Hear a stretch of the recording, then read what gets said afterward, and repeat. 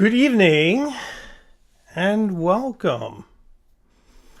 I don't know, am I cutting the top of my head off a little bit? Just have to get the camera angle right each time. I don't want to move it though. It's too much of a disturbance. So welcome to our little corner of the internet where we talk about fountain pens, inks, journals and journaling, handwriting.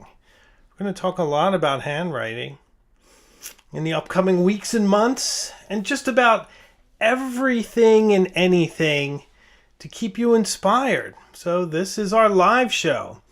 And I'd like to remind you that this is unaffiliated content. I'm not a pen shop. I'm just a guy who enjoys pens and loves sharing ideas about pens, about journaling, paper, ink with you. So it's kind of nice not to have that pressure of selling you stuff. Even though I like stuff and we talk about a lot of stuff. And we will be talking about stuff this evening. So if you enjoy the show, consider supporting it and following. I'd appreciate that. We're pushing toward 10,000 amazing people following along on this journey with us. Wouldn't you like to be one? Won't you join us on our crusade? Be strong and stand with me. Don't get me started with Les Miserables. Les Miserables, boy. You get a couple of really good scotches in me, put Les Miserables on, my wife and me. Yeah, it's not pretty, folks.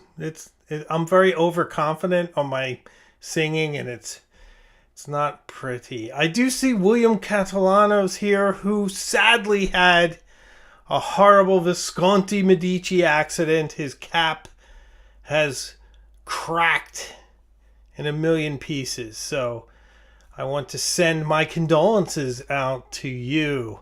Oh, and I see the mighty Chris Sines is in the house. Nice to see you, Chris. Hope you're well. Always a pleasure. Good to see you here. Everyone else, welcome. So I have an interesting show tonight. I'm going to talk about a bunch of different stuff, as we often do. It's called the Fountain PEN-dulum Swings. And the main topic is really all about how our tastes change and evolve over time. I'd like to tell a couple stories about that and share some of that with you, which I think you'll appreciate. I think it's really interesting. Another thing I'd like to talk about, even though I seem to not have it anywhere in my vicinity, which I had hoped I would, but what are you going to do? It's a live show, so we don't have a chance to edit or recover when we make mistakes. But the Magna Carta Mag 600 fountain pen. I'm going to give you an update on that and kind of pass along some feedback I'm getting from people and some feedback in general, which I think would be interesting to share as well. Andrew North is in Barbados. Good for you. Hope you're having a wonderful time. Also want to bring up about critics in the comments and some criticisms of my critics. So stay tuned for that. Very important. If you criticize this way, it opens the door for me to criticize that way. But I think you'll be surprised the angle that will take. It will not be what you would think at all.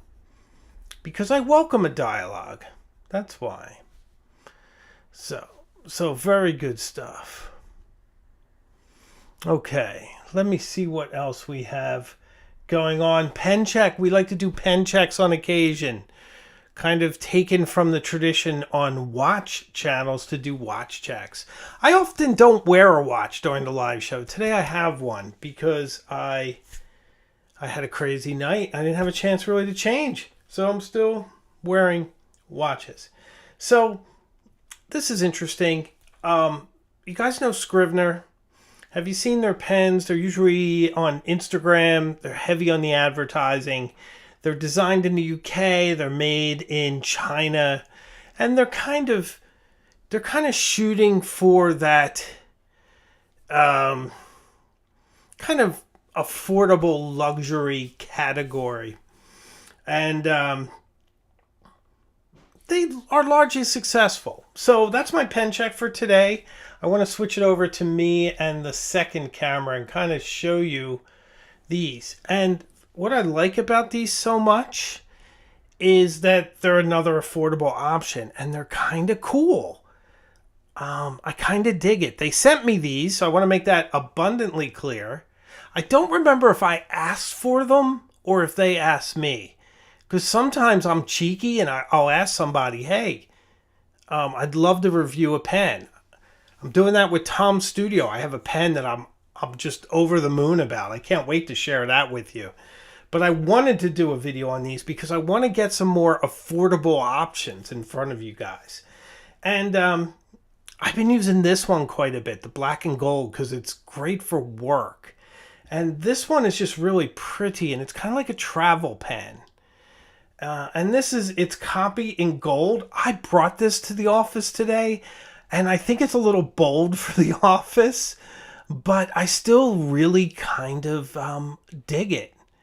I really do. I really, really like it. So, what's cool about these is, I'm going to shift back to me. Hold on a second. A close up. So you take it and you want to write with it. So you basically do kind of almost like a Lilliput. You put it together, but it's easy because it threads on the inside, so it posts really well. And it just makes a really nice kind of weighty pen. Really nice. So I've been using these. This one is a medium. It's very, very smooth. Very smooth. This one is a fine. It's also smooth, but I don't like it as much as the medium so far. But this one I've used the least. I think I'm attracted to more obnoxious things now, and I think the gold is kind of obnoxious. Although, look at this. This really matches my sweater really nicely. Yeah. And I had this for a couple days, too. This is also a medium. And this one isn't sort of travel pen size. Oops, that's right. This one doesn't screw. I've been used to screwing the other ones. This one just pulls. So, also no problem posting. So, kind of a fun pen.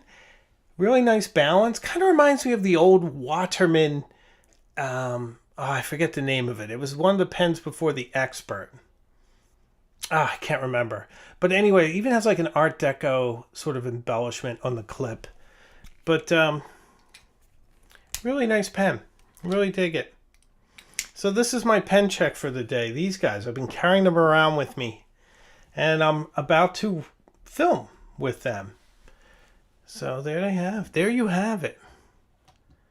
And I'm still writing with my Mag 600 quite a bit.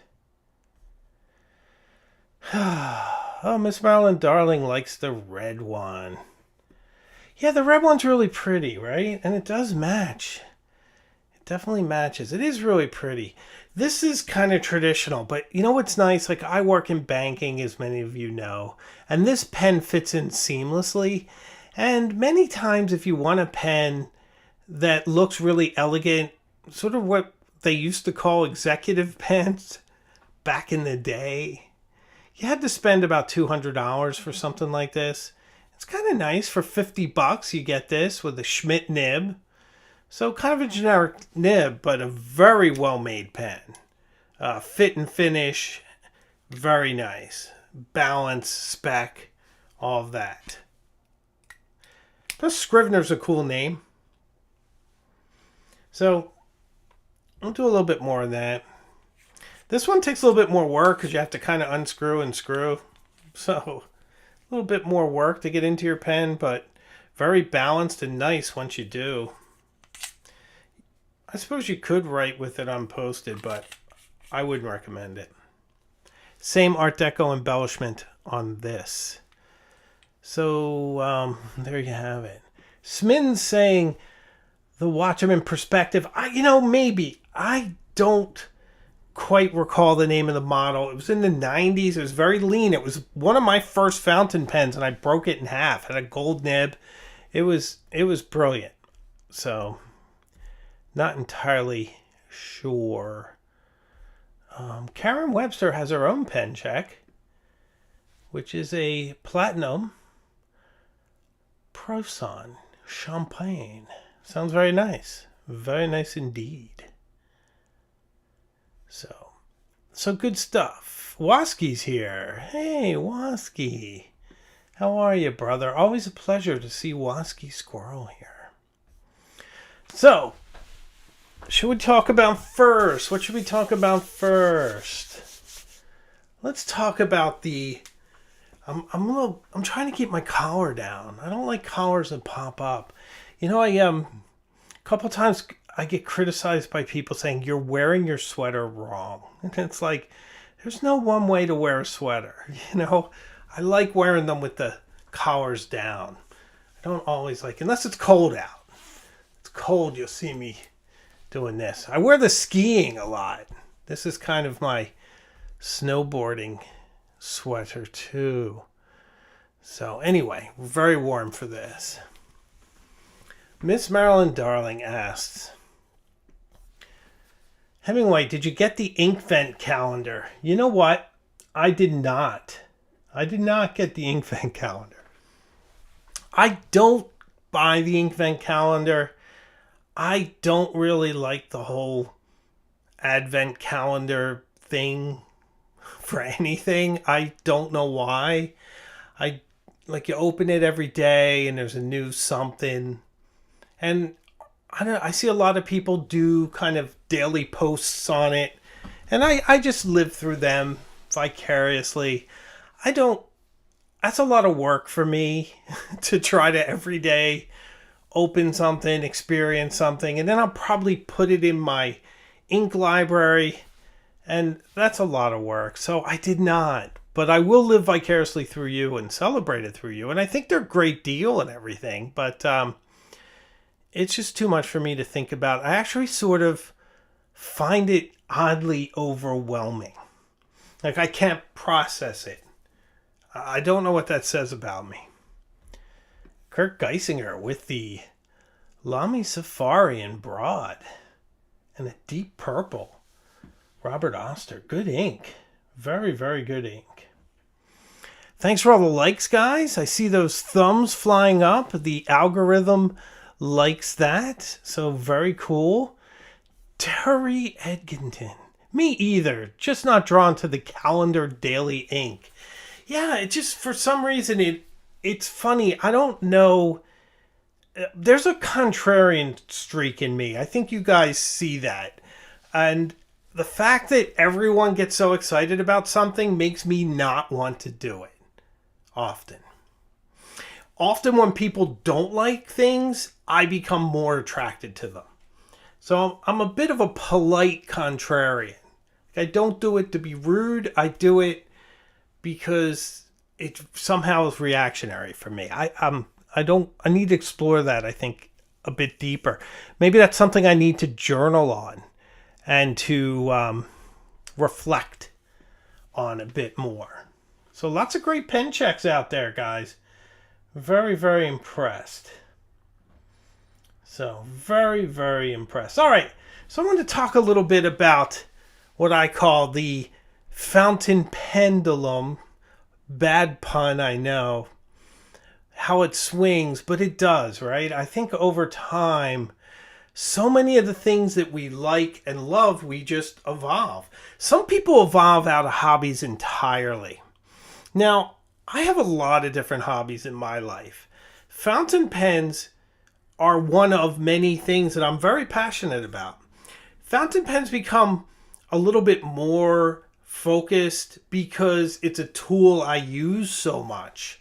And it's interesting because I recently got a very nice comment from someone saying, can you do a YouTube video for me on how to incorporate a fountain pen into your actual life? And that's one of those moments when someone gives you their perspective, and it's a very awakening moment. It's not a perspective I have. And I really appreciated this comment and this person. I wish I could remember their name. I would credit them.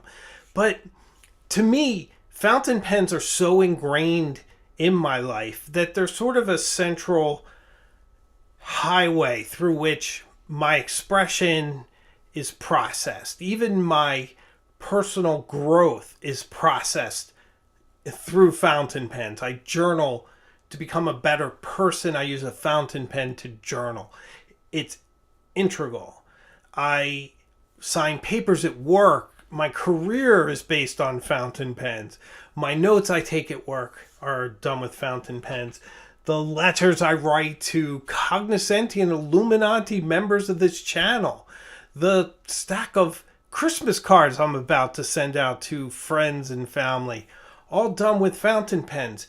Little notes to my wife.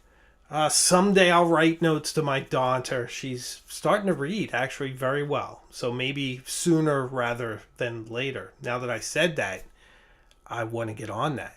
So to me, fountain pens are so ingrained into who I am, and I have this channel. So it kind of keeps me doing that. But I'm also a photographer, a guitar player. I read, I write articles, I collect weird things like typewriters, I collect barber jackets, some books. You can see a bunch of my Hemingway books are up here, some first edition stuff I like to collect. I write poems, I like to walk in the woods. You know, there's a lot of different things. I know how to read tarot cards, a lot of different interests, but not all of them are front and center all the time. Right now, photography has been somewhat subsumed by the creative act of filming on YouTube. And I think that's kind of becoming a huge hobby of mine. Not the YouTube, but the filming aspect. I have been learning so much about Final Cut Pro and what it can do. I'm so excited, guys, for what's coming next year, because my editing is going up a few notches. You're going to see some real differences soon. I've learned basics, and I'm starting to get confident enough to incorporate them. Where you see it a lot is in the end credits. That's kind of where I experiment a lot, where I'm thanking all the wonderful members for supporting the channel, keeping the lights on, because without you guys, it'd be very dark in here. So I appreciate that. Thank you so much. So the editing and the storytelling through editing that's coming is going to elevate this channel quite a bit. I think one day you guys who are all here now with me will say, I remember how rough he used to be, and how he, you know, almost naive, or naive's not the right word. What's a good word? I guess my storytelling and my video composition was a little more rough around the edges. And I think it's just going to help tell a story, make things flow better, a little better interaction with music. So that's all coming. Boy, that was a long way to get around to talking about how one's tastes change. But I just think it's kind of important, because I was mentioning earlier how my first fountain pen was a Waterman, a model which I don't remember, and I saw some suggestions in the chat. It could be that. I need to do some research. It's here somewhere. It's in a box, I think in storage here. There's a couple of... My house is interesting. There's a couple of interesting hidden spots to store things here, and it's in one of those in a box that I haven't opened in 10 to probably 15 years. I know it's in there because there's a lot of bric-a-brac in there. And I never threw it away. And I kind of would like to salvage the nib, because I'm sure I could put that on something.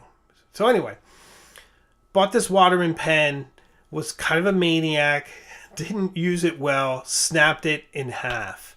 And that's what happened to my first pen.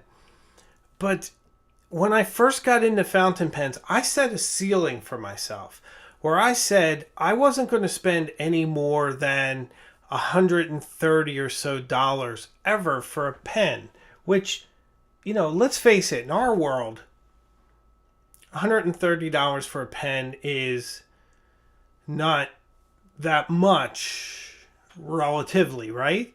But if you strip away our world and you look at it objectively, that's $130 for a pen. That's a lot of money. And then put it back 30 years ago. So it was still a pretty high limit. Well, $130 now would buy you a Pilot E95S. And let's face it, you're done, really. That's a cool pen. It's a little odd, and that's part of what I love about it. But still not a bad ceiling, but it would probably roughly equivalent to $250 now, I think, thereabouts. So Lamy 2000, Pilot Vanishing Points, some of their special editions, Esterbrook Estes, Waterman Corans, really solid pens like that would have been in my ceiling. But as time goes on, you get more curious and you set the bar in a different place.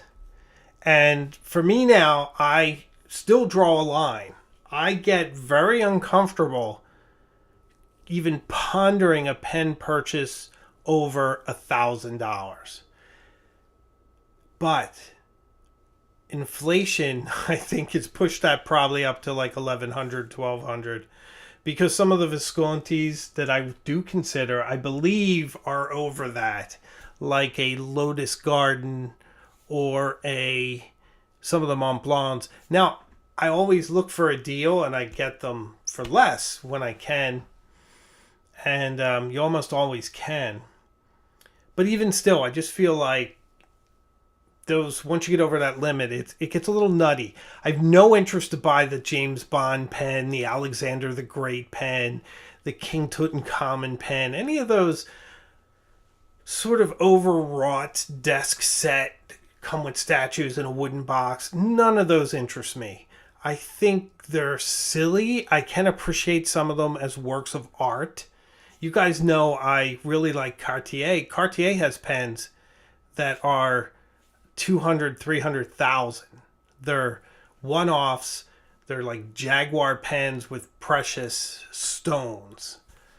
I think it's kind of silly, but if you can't write with it, to me, it's sort of useless. But sort of, that's my parameter. So it's like $1,000 and under. I see a lot of love for Waterman in the comments, which I really appreciate. Nice to see everyone in the chats too. Chiro, how you doing? Arthur, Ali J. Yeah, good people. Debbie, how are you, Debbie? Simply Obs, how are you? Always love hearing from you. So really great people in the comments tonight. Thanks for the likes, guys. I appreciate it. So that's my limit. But within that, you have so many possibilities and so many different things that you can choose, and that which feels comfortable for you. I would call them fairly large hands. I often buy an extra large in gloves. They're not gigantic, but they're big enough. This is a pretty standard pen, so that gives you an idea what a standard pen looks like in comparison to my hand. So it's not a stretch for me to use a Mont Blanc 149, one of my favorite pens, right? Girthy though, thick. The Jinhao 9019, we just put the video out on. Very thick, comfortable enough for me, but not really an everyday pen in how I like to use them. But what's been happening for me is that starting to transition from these bigger pens, these heavier, overwrought pens, down to sleeker. Even this is very sleek, and I like it. The Mag 600 is kind of girthy, to be honest. But the Waterman 52.5, the Waterman 5, two vintage pens I love. Very sleek, very elegant. I'm starting to enjoy that. The Pilot E95S, very, very slick and elegant. So it changes entirely. If you had told me 4 or 5 years ago that I would be writing with thin pens, I would have refuted that. I'd say there's no way. I like bigger pens. But things, your taste change. Now, you also know that I gave up most of my fountain pens to almost solely write with a Montblanc 149 for around 4 years. I had some other pens too. I had the Cartier Diablo, Watcham and Caron, Watcham and Charleston, Cross Apogee. Those were the big ones. Oh, a bunch of Esterbrook J's, vintage ones. And many of my other pens I gave away. Pelican Blue Ocean that my attorney famously ran over with this truck after I gave it to him. And a Conklin Mark Twain, which he still has. I visit that one. Every time I'm in his office, I visit my old Mark Twain. And he's got a bunch of my other pens. But the Montblanc 149 was my sole focus. So I can understand people who have one pen. And I can enjoy that. And I can appreciate that. I have a watch collection, but I wear two. I have the Rolex, and I have a Cartier tank that I really like, and I have a Seikos, and I have a Omega 300 Seamaster that I wear occasionally. But for me, I like the idea of having few things, or at least using few things. Miss Marilyn Darling, that story of the Pelican Ocean makes me cry inside every time. Me too. It was a fine pen. It should have it should not have gone down like that, but it did. So one of my weirdest fixations, and this was right about the time I got married, and if you've seen the cool or not cool video of Helen and me, and you can see me dressed for our wedding. I'm wearing black and white. So I had this whole aesthetic I've been married for 10 years, so about 10 years ago, where I was really into black, white, and shiny chrome. So my journal at the time was the same. I have it right here. So it was black and shiny chrome. And then the pens I was using, I was really into the Schaefer Legacy, which is shiny chrome, diamond-shaped, gold nib. Very beautiful pen. I need to get that one out again. I love that pen. And I was writing with that, and I just love the aesthetic. My office was done in that very sleek, mid-century modern was sort of my guiding aesthetic at the time. Where I think now it's a little more woody and leathery and tweedy. Even though I wore that stuff then, but my fixation was black and chrome. So even my watch, by the way, my Omega Seamaster 300 I was wearing at the time with the black wave dial. I should have brought that down. Yeah, it was such a cool thing. So if you look at my wedding pictures, it's in there. But even that I sort of outgrew after a while, and I moved on to other colors and other different things. Tom Morley, my man. Schaefer Legacy is wonderful. One of my favorites. One of my favorites. So where am I going now? Where am I going? Meaning next year. What are my wants? If I look ahead, what grail pens do I have? I have a few. One is the Visconti Lotus Garden. I have pulled back on buying it because I don't want everything all at once. I want to savor the experience of using pens and spread it out and enjoy it. But I want one of those. I just think it's pretty. And, forgive me, I take delight in strange places. And I just think that pen is really pretty. The other one is a Pelican M1000. I don't have one. I really want one because I hear it's very, very wet. And I love that incredible, lubricated, fast, slick writing style. I would even love it as like a signature pen that I could keep with me at work and just sign my name with it boldly.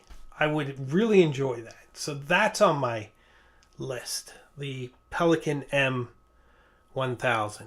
In any color, I think that one. And then the one I'm really pining for also is the Mont Blanc Bonhomme, which has the twist nib, the old one. And it's kind of small. And it reminds me of a watch movement or something. There's a bit of a complication to it.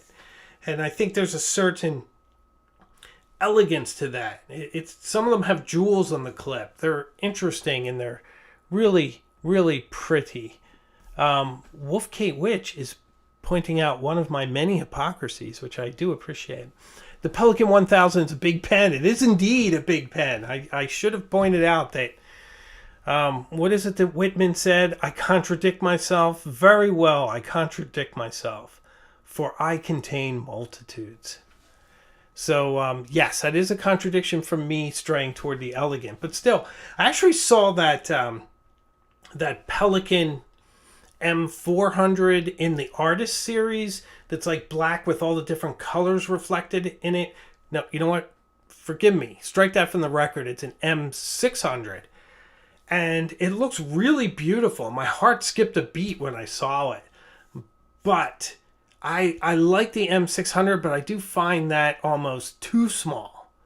So maybe an M800 would be perfect for me. I don't know. I do not know. Danny G's got some Pelikan advice for me. The Pelikan M1000 fine nib is more like a broad nib, which is why the nib is very wet for sure. Well, thanks for that. That's another evolution in my taste. Do you guys remember when I started this channel?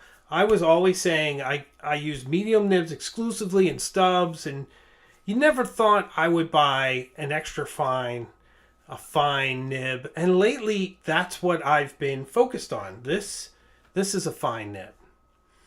The Mag 600 is a fine until you flex it. The Mont Blanc 146 is an extra fine until you flex it. So these things change too. So, evolution.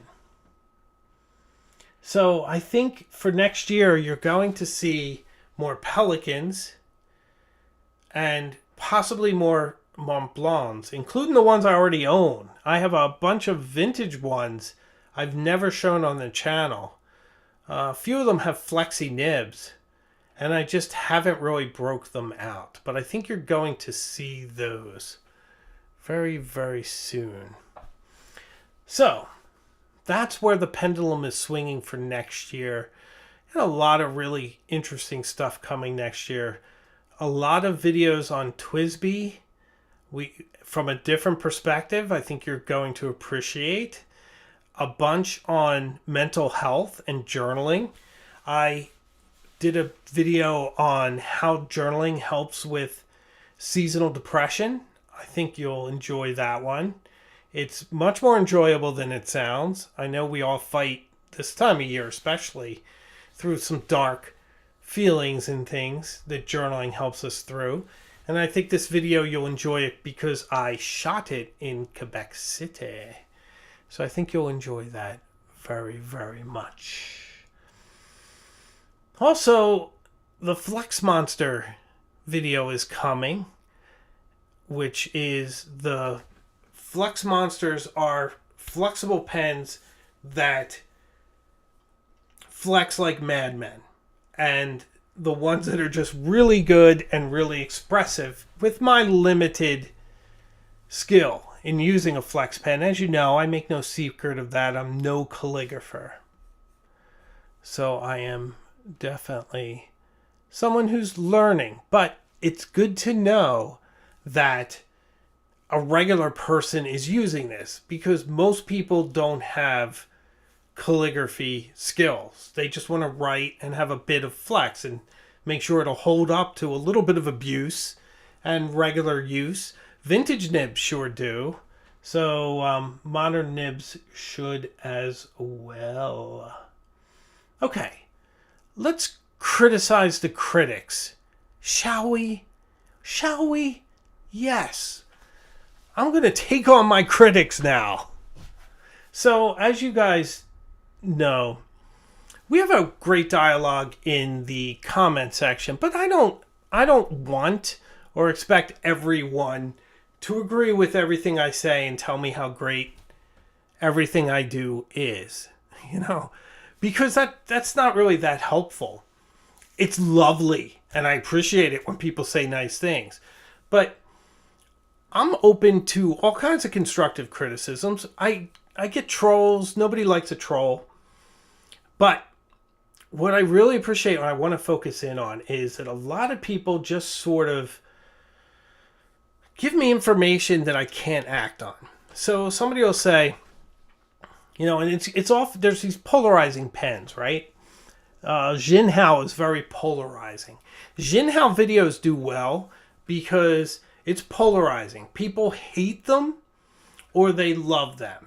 And they usually, I don't want to say usually because that sounds like I'm generalizing. Often there are vocal people who hate them for reasons other than the objectivity within the structure of the pen itself. Okay? So you can criticize a pen based on any means. Anything's valid. Wholly ruling out pens by country of origin, to me, is odd. And I know some people say they do it for political reasons. But it's funny because how do you get away from China? How do you get away? Like, almost everything within sight of this camera, some part of it was made in China, if not all of it. Mic, the computer I'm speaking to you from, most of these books, if they were printed in the last 10 years, were printed in China, or many of them. It's hard to get away from that. So I don't know. I guess if somebody just wholesale criticizes something, it's not something I can report back to you guys. And I'm making a transition here into Magna Carta, because Magna Carta seems to be another polarizing pen, okay? Like Jinhao. If somebody's just like, that pen sucks, I hate that pen. Okay. I mean, I kind of get it, but I wish you'd give me more. Like, why? Why? If 10 people tell me that it breaks in half or something, then that's something I can report as someone who's written articles and whatnot. I would say, look, it hasn't happened to me, but I hear this because I feel like you guys need to know that. I review menswear. I think most of you guys know that. So I have a journalist's instincts. Wouldn't go so far as to call myself a journalist because I occasionally write articles about menswear, not about world affairs or anything. But still, I have what I consider the integrity on these things. You have to report accurately. But what I see is that within forums and within hobbies, there are these outsized voices, these vocal individuals that then have people who re-report what they say as fact. And it becomes a sort of echo chamber of impressions that may or may not be accurate. And YouTube and Reddit and any kind of forum or group is the perfect place for these kind of things to get started. And that's why there are a lot of fountain pen rumors. Wow, that's a really good video idea. Can somebody write that down and email that to me? Fountain pen rumors. So which ones are true? Which ones are rumors? Sort of like fountain pen myths, but we're talking about things like all Visconti nibs are garbage. That's what you hear. That's that. Now, I went to pen companies and asked them directly, is it true? And I got feedback. And the feedback was, it's true. It's true. I was not expecting that feedback. But yeah, Visconti's got a real problem with their quality control and nibs. So you wouldn't want to buy a Visconti pen from Joma Shop. Let's put it that way. You buy it from a pen shop like Atlas Stationers, where you can say, Brendan, try it out, make sure it's okay.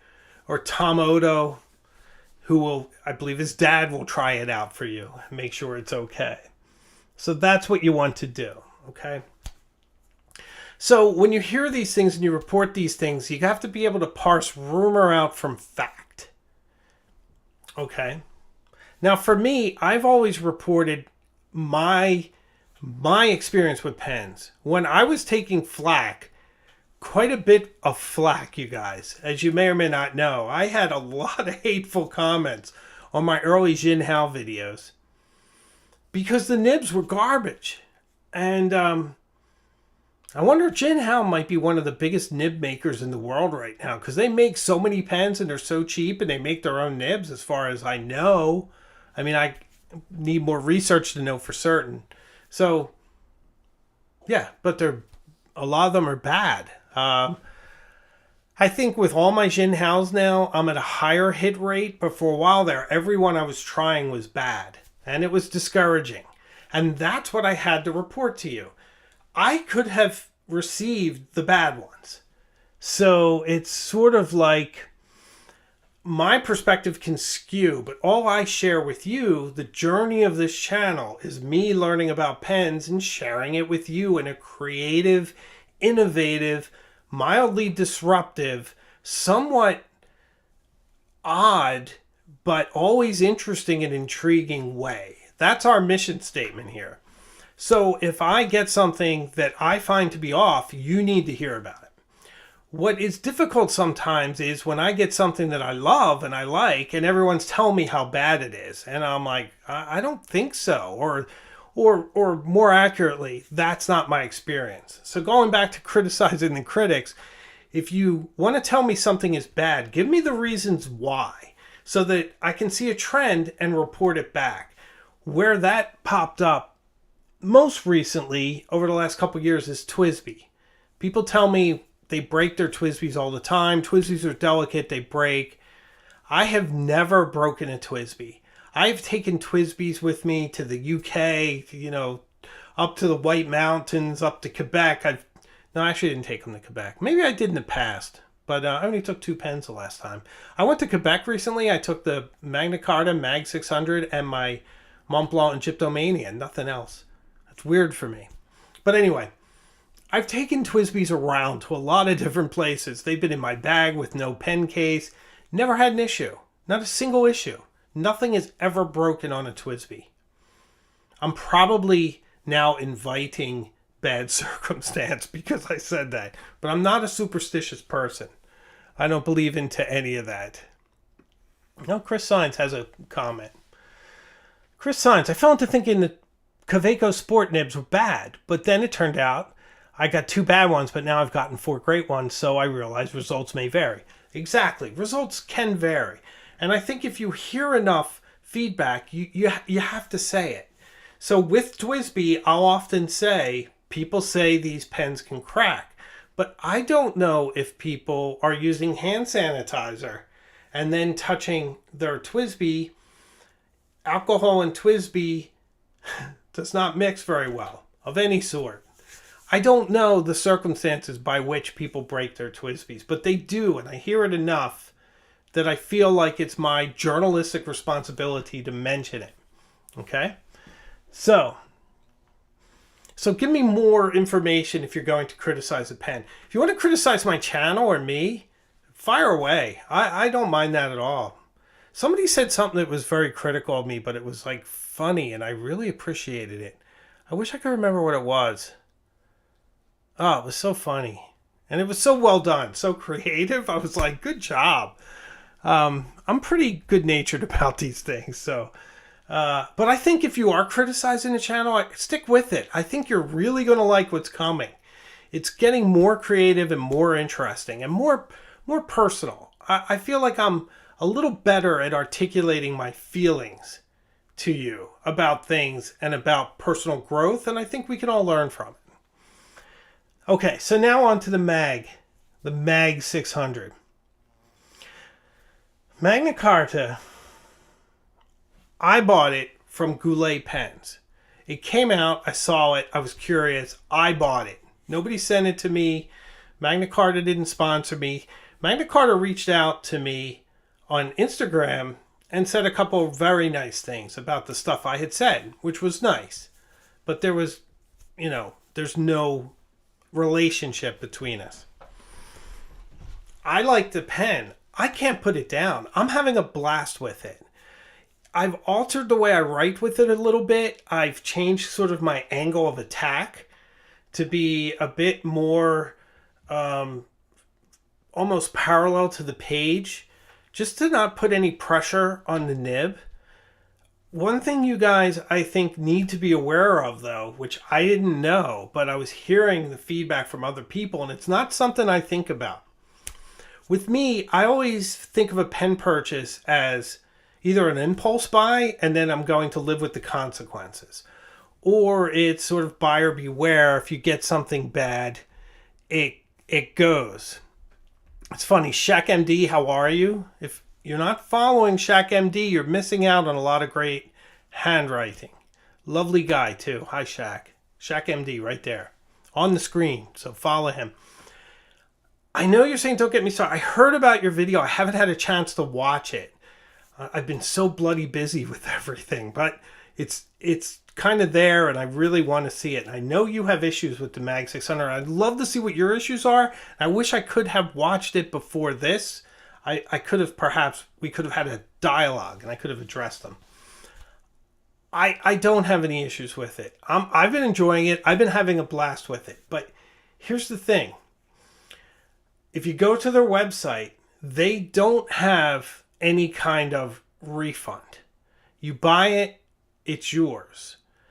They do have a 5-year manufacturer warranty on, when they make, how they make it, materials, parts, that kind of thing. I would imagine if you spring your tines or you break the nib in half, that probably wouldn't be covered. I would imagine they'd say that's user error and, not their fault. I don't know if they fix it or they can send you another nib unit. I don't remember if they sell them separately or not. I know Blue Do does. Blue Do sells their flexi nibs separately. I just don't know. I'm saying this as a warning that if you're going to buy this thing, which is essentially a flex pen delivery device. Remember when I said Yovo nib delivery device? This is a flexi nib similar to vintage flex. The pen itself is nice, but it's not super exciting. The nib is exciting. The ebonite feed's nice. The converter runs out of ink in 3 days. It puts down a lot of ink. But if something happens, I don't think you have a net. So I would say that you should be very, very careful. And the mighty Laddie Gardner is here. Thank you very much. With a $25 for the Imogen Reading Fund. Thank you very much. I appreciate that. It helps keep the lights on. And I sent you a link in your email, so check your email, buddy. And thanks very much for this. It helps big time. And thanks for all the likes, guys. I appreciate that. So the whole thing is, I guess the point I'm trying to make is, be careful. You're doing business with a company that's in India. It's very far. It's not that easy to send it back to them. If you get one, be very careful with it. They probably have this kind of guarantee because people are going to break these. People break Blue Doos all the time. I broke a Blue Do. Did you guys know that? I broke a nib on a Blue Do.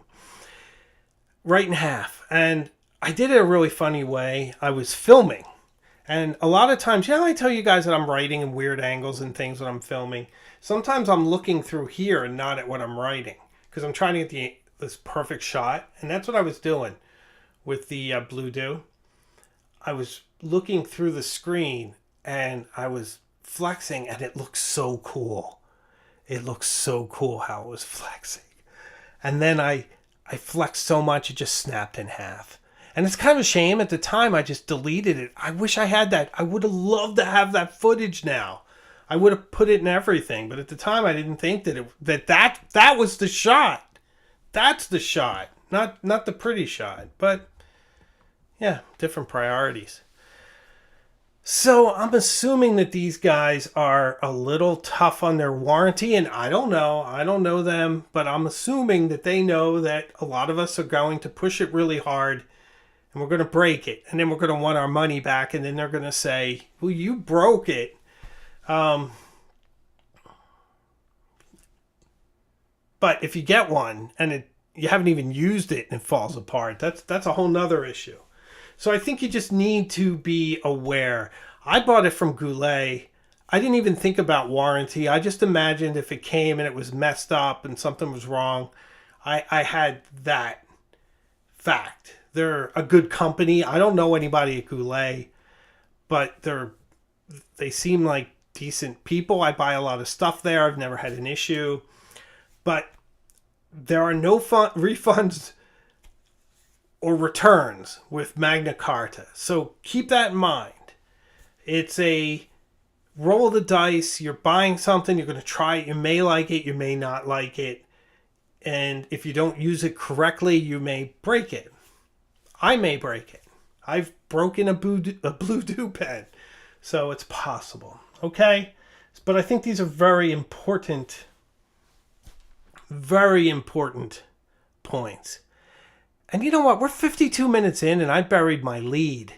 I didn't even mention what this week's video is. Do you guys know what this week's video is? It's so awesome. It is so awesome. I'm so excited about this one. Matter of fact, I'm going to look it up because I don't even want to mess up the title. Like, you know how I sometimes just sort of throw out a title and then I forgot I renamed it? Let me just make sure. Yes. I'm going to show you it and everything. So this is what's coming. It's called Top 5 Fountain Pen Inks for Dark Academia. Top 5 fountain pen inks for Dark Academia. How long have you guys been asking me for an ink video? And a dark academic ink video? I hope you guys like this. Should we play it now? Should we just all play it? It's so good. I can play it. Hello. Oh, I'm playing it. Look at that. See? I bet that just made you really want to see it. It also has another title under the thumbnail. It will say Top 5 Fountain Pen Inks, Dark Academia. Write with Shadows. That should be writing with shadows, don't you think? Let's change it right now. So that's this week's video. To say I'm psyched about that, as I knock over the table, is an understatement. I really hope you guys like and support that video because it's fun. Corduroy suit, libraries, museums, inks, B-roll like you can't believe, incredible pens. I think you guys are really going to like it. Oh, I see you're making some comments about some Dark Academic Inks. Wolfgate Witch says tease. Yes, that's the whole point, guys. Miss Marilyn Darling. I want to build up excitement so you watch it on Thursday. I kept the Thursday schedule. I figure it gives you guys all day Thursday and the Friday and then maybe the weekend to catch it. So the earlier you watch it, the better. And if you could watch the whole thing, that would be grand. Play it in the background even, you know. I'd love to see this one do well. I'm really proud of it. And it's sort of along the lines of the stuff I'm creating for next year. I have some handwriting stuff coming up. I have some interesting pen reviews, Tom Studio, Scrivener, some J. Bond stuff, Twisby, some really interesting stuff. I'm so excited for this coming season beginning in January. But the Dark Academic is probably the best thing I've done all autumn. So I hope it gets some love. Ooh, burnt sienna. Ooh. Fountain Pendulum. Hey, I stole the name of this from you. I didn't even realize it, but how are you? Writer's Blood is a great suggestion. Burnt Sienna is too. I love all the love for Diamine. Diamine's one of my favorite ink colors. I didn't go with Writer's Blood, but I could have. It's so close. So, Terry Egerton says, I always watch the whole video. I am no quitter. I know, Terry, you're the best. Always been through it all, so I appreciate it. There are... Duffy says, oh, yes, Oxblood, perfect. Do you think it could be Oxblood? Whatever would give you that idea, that could possibly be on the list? I see some other ones here. Clay de Saphir is a guess. I don't know, Anita. I don't know if that one made the cut. Because remember, Dark Academic? Maybe not. I don't know. We will find out, though. Ooh, Ancient Copper. That's a good one. Why didn't I think of that? Or did I? So, Mont Blanc Midnight. You know, Siva, Goda, Mont Blanc Midnight Blue. Siva, you are paying attention to this channel. I can just tell. You are paying attention, my friend. I would put a little heart around that if I could. Here you go. Heart. Oh, I messed it up because it's reversed. But the thought's there. Shaq MD's thinking Midnight Blue. The Mighty Shaq. So, yeah, it's going to be a lot of fun, guys. One of the absolute best videos I've ever done. Fountain Pendulum says, I thought I was going to be a guest on the channel based off the title and the thumbnail. You know, we might have been able to work something out had I thought of that in advance, so... Achiro thinks that Oxblood's better than Writer's Blood. What about Dragon's Blood? There's a lot of blood in Diamine Land. So, a lot of good stuff. So, that comes out this week, guys. Let me know what you think. I do hope you like it. I really do. Oh, Chris Science is so sweet. Is it Thursday yet? Thank you so much. Chris, you always like my ink videos, so I really appreciate that. I don't think I do enough ink videos. I find them hard to film from a creative point of view because you're dealing with liquid. That's a bad thing for a guy like me. I'm messy. I think you guys know that. But I think you're going to enjoy this one. So, anyway. What a show. What a show we had tonight. We had controversy. We had drama. We had emotion. We had humor. I think we said it all. And did you guys even notice I'm sick? I'm sick, and I made it through. I didn't think I would make it through. Miss Marilyn Darn, please don't take my job. Don't worry. No one's taking your job. We'll recruit you to help rather than that. So, yeah, I had an upset stomach all night. But I rallied right before showtime. But now my voice is shot. It's just about gone. So I think I'm going to take my leave and thank all you lovely people for being here on another great live show. Don't forget, top 5 inks for Dark Academia Thursday. Music, B-roll. It's a great video. I'm going to go watch it now, guys. I'm going to watch it right now. And it's going to be so good. I can't wait to share it with you. So thank you all for being here. New videos all the time. We'll do the live show again next week. So I promise you, we'll see each other again. One more thing. I might be going to the Philadelphia Pen Show. So if you're in Philadelphia, I might see you in person very soon. I booked a hotel, but I live in Boston, outside of Boston. So if it snows, I might not make it. But if it doesn't, I might be in Philadelphia. Martin Luther King weekend. So thank you all for watching. I promise we'll see each other again very soon, further up the road. So you take care.